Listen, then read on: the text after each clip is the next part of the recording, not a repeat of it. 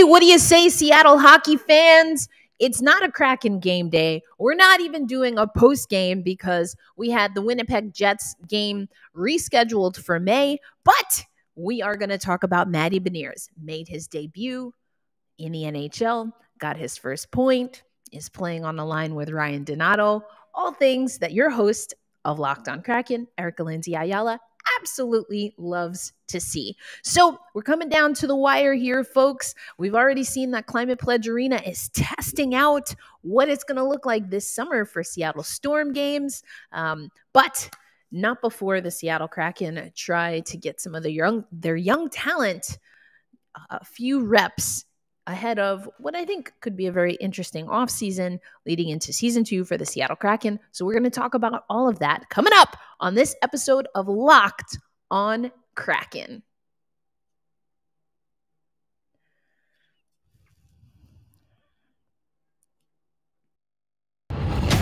You are Locked on Kraken, your daily podcast on the Seattle Kraken, part of the Locked On Podcast Network, your team every day. We are the Seattle Kraken.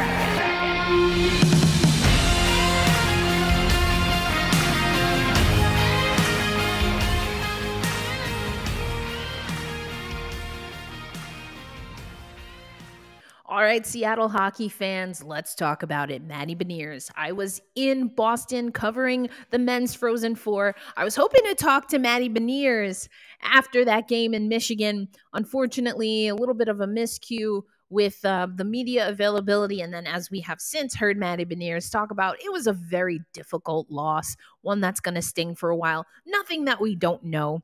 I will say I'll report on this now, but at the time I wasn't able to corroborate while I was in Boston that Matty Beniers was absolutely coming to Seattle. It was just a number of days is what I had heard from a source. I didn't have a second source, so I didn't want to report on that. And I was hoping to talk to Matty. Either way, we obviously know that Matty Beniers is with the Seattle Kraken, has made his debut on the road in Calgary. Sounded like he had some family that was able to make the trip and see his debut. There are a few things that I want to talk about when it comes to Matty Beniers. But first, let's go over this Calgary game for the Seattle Kraken. As I mentioned in what you probably saw on social media, and that I'll play here in just a moment, the Seattle Kraken blew the lead. And within the excitement of what was Matty Beniers' debut, we can't kind of ignore the fact that it was a blown lead and a blown opportunity by the Seattle Kraken. So let me play you that clip. Again, if you're not already, you should definitely be watching Locked On Now, where you can find some of my videos from Locked On Kraken, but all throughout the Locked On network. And it's a really great way to get a quick recap of what's going on around the NHL. So here's what I had to say after the 5-3 loss on the road to the Calgary Flames. Hey, Seattle hockey fans. The good news, Matty Beniers has officially made his NHL debut and got his first official, not only NHL point, but Seattle Kraken point. Sets up Ryan Donato for his goal in the game. Unfortunately, the Seattle Kraken drop the game to Calgary. They're on the road, lose the lead, give up an empty netter, lose this game 5-3. We're going to talk about the results, Matty Beniers, and more coming up on Locked on Kraken. Matty Beniers was obviously the big story, and you know me, I have kind of fallen out of favor of focusing on only like the good stuff and the positive stuff. I know we're such an excited fan base, and I love that about covering the Seattle Kraken, but we got to keep it real too. So right here on Locked on Kraken, I'm going to keep it real. And so we're going to spend a lot of time on Matty Beniers in the next segment. So let's get down to the nit and the grit. Let's talk about this game. The Seattle Kraken got on the board first. Ryan Donato from Matty Beniers and Vince Dunn. Just like a whole cluster of guys that, if I had to say I had some favorites, this might be it. I've been following Matty Beniers for a while, including I was able to cover him in China. Like his game. He gets his first NHL point. Ryan Donato, his 15th goal of the season. And Dunner gets his 23rd point. that gives the Seattle Kraken the lead at the 14-13 mark. But again, they blew that lead a few times. But the first time was, of course, it's Matthew Tkachuk. He gets his first goal of many in this game at the 16:51 mark. So we end the first period tied at 1 goal apiece. And then it was Victor Rask. I'm actually gonna I'm gonna pull up here. I want you to see the the tab for, and I usually do this anyway for y'all. I like to have the stats while we're going over them. But if you take a look here, I don't know if you can see this, but for Victor Rask, they actually still have him in his Minnesota Wilds uniform. Haven't updated that yet, so got a little bit of work to do. But as I mentioned, you can see up top there, you've got Victor Rask, and then it's Larson. Adam Larson both get their 7th goal of the season, so that gives the Seattle Kraken a 3-1 lead going into the 3rd period. And then, oh baby, it was all Calgary after that.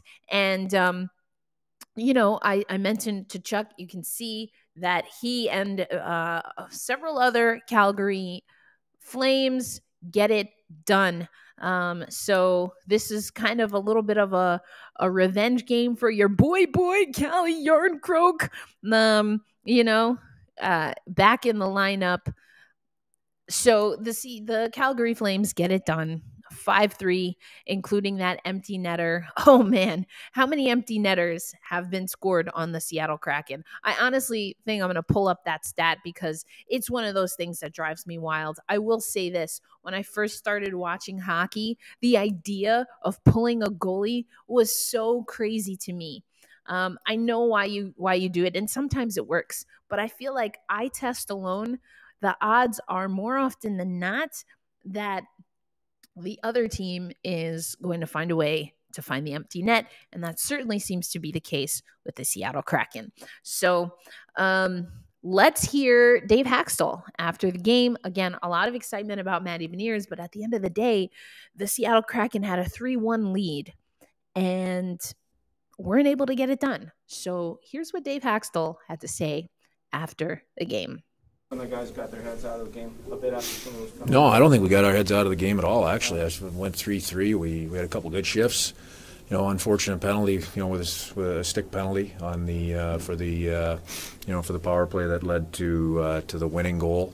We actually, you know, had done a pretty good job on the PK. That shot from the outside found the far side, found the post, but I didn't like some of the sequence of what happened leading up to the 3-3 goal. No, we didn't. Nobody lost their heads. Why exactly did you call that timeout, and what did you see after? Oh, the building's, there's momentum going, and just wanted to settle things down for a couple minutes. I didn't, I thought, before the third goal against, hey, stuff happens all over the place, but game was being called pretty close tonight, and I felt like there was an obvious call that that was missed that led directly to that, to the tying goal, and I just didn't want our guys distracted by that. So I wanted to take the time out, settle things down, and we did that. We came out with a couple real good shifts after that and got back to it. Now that you had a chance to see Matty Beniers in an NHL game, what were your initial impressions? I'm most impressed with his poise, in all senses, not just on the ice. On the ice, his hockey sense and his ability to know and understand what's around him. On the ice is he showed to be excellent tonight. He looked comfortable in traffic, and that's a big challenge on night number one. But most importantly, I thought he just really showed good poise throughout the entire day, on the ice, off the ice, and and went out and he played a good hockey game tonight. He played hard. He made plays. And it was for him. I'm sure he's as disappointed as everybody is, in not being able to get the win tonight. But he played a good hockey game on night number one. So there you have it, folks. Once again, Dave Hakstol standing up for his team, saying, listen, we didn't get distracted. We didn't let up. That's not what he saw. He felt, it's probably one of the more critical post-game press conferences that Dave Hakstol has had regarding officiating. Talked about that play that he felt led up to that equalizer, that third goal. And the timeout that he took, wanting to just recollect his team, not have that affect the team. Unfortunately, though, the Calgary Flames did score 2 after that. So how effective it was or how much they were impacted by that, who's to know? I do want to show you these lines. So you've got Ryan Donato on the left wing with Matty Beniers and Jordan Eberle. Now, you're going to hear a little bit from Dave Hakstol. We're going to go back in time and get you ready. So we kind of went over the recap first, but then how we got here. But this is how they lined up. Then we see McCann with Wenberg and Coleman, Victor Rask, Yanni Gourde, and Cole Lind, with Riley Sheahan, Morgan Geekie, and Jonas Donskoy. That is coming from Daily Face-Off. Then when you look at the defensive pairings, so then we have the defensive pairings, Dunn and Larson, Oleksiak and Borjan, Soucy and Cale Fleury. For the first power play unit. For the first power play unit here, we had Wenberg, Beniers, Eberle with McCann and Dunn, and then Rask, Yanni Gourde, Sprong, Geekie, and Soucy. For the PK, Sheahan, Donskoy, Soucy, and Larson with Gourde, Coleman, Oleksiak, and Borjan. It was Drieger in net. And then you see it was... This is the lineup that we have. Tanev injured reserve. Schwartz is day-to-day. Hayden Fleury is Hayden Fleury also day-to-day. So that's a little bit of what we saw from the Seattle Kraken and the lineup. Obviously, with new players, the lineup changes. When we look at the stats over on NHL.com, time on ice, Matty Beniers had 17 minutes on ice. That's third most. His line had the most minutes. Eberle with 18:33, Donato 18:02, and as I mentioned, Matty Beniers 17:10. Matty also had a minute and a half on the power play. So no minutes shorthanded. So not bad for Matty Beniers. But coming up next on Locked On Kraken, let's hear how it all came together. BetOnline.net is your #1 source for all betting stats and sports info. Find the latest sports development, league reviews, news, and including, of course, this year's NBA playoffs and, of course, the start of Major League Baseball. Go Mariners, but also go Mets. BetOnline is your continued source for all your sports wagering information, from live betting to playoffs to esports and more. Head to the website today or use your mobile device to learn more about the trends and action. BetOnline, where the game starts. And I mentioned it earlier, but I'll remind you now. Go check out Locked On Now. We have our fantastic hosts night after night giving you quick recaps of breaking news, post-game, all kinds of things. Obviously, the trade deadline was a big one, and we collect it all with some of our insiders for a show called Locked On Now. And Locked On NHL has their very own Locked On Now, where you can learn all the information around the league in one spot. And just like everything else on the Locked On Podcast Network, it is free and available for you not only on YouTube, but also anywhere you listen to podcasts. So I hope you enjoy that. But coming up, of course, we want to hear from Matty Beniers. We want to hear about his debut, what it was like, all of that good stuff. So that's what's coming up next on Locked On Kraken. I'm going to take you over to the press conference introducing Matty Beniers. He was with Ron Francis. And with those two side by side, some of the comparisons I think are just uncanny. So that was a lot of fun. Also, am going to play a clip from the men's Frozen Four. You might have seen the story, and I will link it in the show notes. But the amazing Bob Condor writing about Matty Beniers coming from Michigan, talked about his DJing skills, and it's something that actually came up at the men's Frozen Four. Now, what style of music he likes might surprise you, and it was something that really caught the attention of his coaches. But how did his teammates feel about it? I'll show you that clip. And finally, in this segment, we'll also hear from Dave Hakstol. So this, again, is taking us back to a few days ago when Matty Beniers was officially introduced, landed in Seattle, then traveled with the team to Calgary. So coming up first, Matty Beniers and Ron Francis, followed by a little bit of an interlude from some of his Michigan teammates about his playlist. And then we'll end with Dave Hakstol before coming back and getting you ready for what we have to come for the Seattle Kraken for the remainder of the inaugural season. It's almost time. Can you even believe it? Oh, baby. We're going to talk about it. All that's coming up on Locked on Kraken. It was pretty crazy, obviously devastating. We weren't able to get the job done, but, it was a great year overall. I had a lot of fun, and then got home and, had some tough discussions with my parents, and, found that this was the best decision for me. And, I'm here and I'm so excited to be here. So, I'm happy I made that decision. No, they were good. I mean, obviously it was disappointing to see Michigan lose and Matty have a chance to play for the national championship. They were flown right out of Boston after the game, so he wasn't around. But I was fortunate enough to get to have dinner with his mom and dad and brother and sister on Friday night, which was great, and his agent, and had a good talk. And,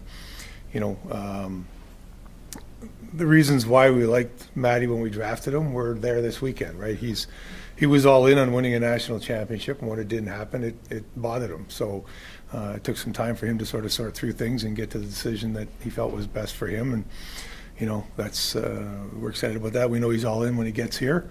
And we're proud that he was that invested in trying to win a title there for sure. Thompson, Boston Herald. For Mel and the players, just talk about Matty coming home to play a big game in Boston, and yeah, I mean, ever since he came in as a freshman, I've learned a lot from him. Every day in practice, he's one of the hardest guys working on the ice, and he's out there early, he's out there after practice, and he's always in the gym working hard. So he's just a treat to be around and a lot of fun to watch out there, and hopefully I can be a champion along his side. Mike? Yeah, no, seeing Matty's growth since he first came on campus, it's been great on and off the ice. Great student, great athlete. He's a heck of a hockey player, a heck of a leader. Somebody who I've told him, I could see him being a captain in the NHL. He's got what it takes. He's got the attitude and he's got the leadership skills. And I think that taking a second year really helped him grow, and his game's just been off the charts. So I expect him to have a big weekend. He's pretty good. Got a pretty good playlist from the Olympics. He had playlists in our locker room. I was like, wow, and they were kind of old school. Does he do it for you guys too, or? No. No. Oh no. Okay. That's a negative. In front. I love that Matty Beniers has some of that show tunes in him. He obviously can sing, has been in a few musicals, again, per Bob Condor and his article. I will leave that in the links if you want to check it out if you haven't seen it up at the Seattle Kraken website. But again, his teammates being like, listen, that might be cool with the coaching staff, Coach Quinn with USA Hockey. It was Dave Fisher from USA Hockey that asked the question at the men's Frozen Four, but his teammates are not having it. So we'll have to get an update now that he's with older guys in the NHL where they fall. I'm thinking maybe not so much, but I love an old soul. That's one of the reasons that I absolutely love Matty Beniers. But in this segment, speaking of things that I love and adore, we're going to talk about Ryan Donato and Jordan Eberle and Matty Beniers on a line together. Is this how it's going to turn out? I don't know. We've got Schwartzy out of the lineup. We've got Tanev out of the lineup. We got to see what Matty Beniers is going to do long term. But for now, you best believe that I love it. So here's a clip of Matty Beniers talking about working with Ryan Donato in particular. They have some familiarity as good old Massachusetts boys growing up playing hockey together. And then we will also hear from Ryan Donato. Yeah, I mean, I was excited about how it went. I thought, I was playing with two great players, so they made it pretty easy on me. So. Yeah, it was. I thought we did a good job tonight. Just tough if you want to come out with that win. So, yeah. Did the familiarity with Donato help at all on that pass that you connected on, but just kind of on that line in general? Yeah, definitely. I think I played with them World Championships a little bit. Been with them a lot in summers and skill sessions, like scrimmages, things like that. So I definitely have some familiarity with his game, and both those guys are so easy to play with. They work hard, they make the right play, they're smart. So it is really easy to play with them. Give me all of this. I want all of this. Matty Beniers, Ryan Donato. I mean, come on. This is amazing. With Eberle, are you kidding me? I would love to see this. I have always loved the Triple J line. Jaden Schwartz, Jordan Eberle, Jared McCann. That's not really a possibility right now, as Schwartzy is day-to-day. We don't have him in the lineup. We've seen that McCann and Eberle have been split, and I think that that's been a good change. Actually, get some offense rolling for some of the other lines. But, oh, man, Matty Beniers, so many comments that I've seen on social media just about his IQ, and that's exactly as promised. If we go back to some of the episodes here on Locked On Kraken, when I was in Seattle, when I was there for the expansion draft, when I was there for training camp, what do we hear? What did we hear from Ronnie Francis? Ronnie Francis liked Matty Beniers because of his hockey IQ. Now, Wenberg was asked, what makes a good centerman in the NHL? Obviously, you've seen centermen switch to wing, and that's been something that's happened. There were a lot of question marks when it came to centers in the draft where Matty Beniers went second overall. How many of these centermen would be true centermen in the NHL? I think Matty Beniers shows that his game is, a full 200 feet. And that's something Wenberg says is what it takes to be a centerman in this league. He also talked about playing on both sides of the puck, essentially playing defense, playing offense, playing well in all three zones. Matty Beniers knows the ice. He has a feel for the ice. And he's very smart. He's a very smart hockey player. IQ out of this world. We heard from Ron Francis some of the things that he said he wanted to work on when drafted was his shot, obviously getting a little bit bigger. We heard in that press conference that he actually lost weight in China. It sounds like because the food options were not to his liking. As someone who was there, I don't know what the athletes had, but the food was fine. I mean, you get tired of udon noodles maybe every once in a while, so you switch it up to rice. I thought the food was fine, nothing too crazy, but I don't know. Everyone's different. I eat a lot of rice, and I eat a lot of rice and stewed meat as a Caribbean, so maybe that's what it is. But either way, so he lost a little weight. He has had that experience at the international level. Actually, I'm going to take you back now. I forgot that I wanted to do this in this segment because I just wanted to talk about Ryan Donato and Matty Beniers, but we'll get to Donato in a minute. Before I take you to Ryan Donato, let's go back to Ron Francis. I thought he had an interesting comment regarding World Juniors, and I honestly don't know. I just assumed, if I'm being honest, that Matty maybe wouldn't be eligible because he was.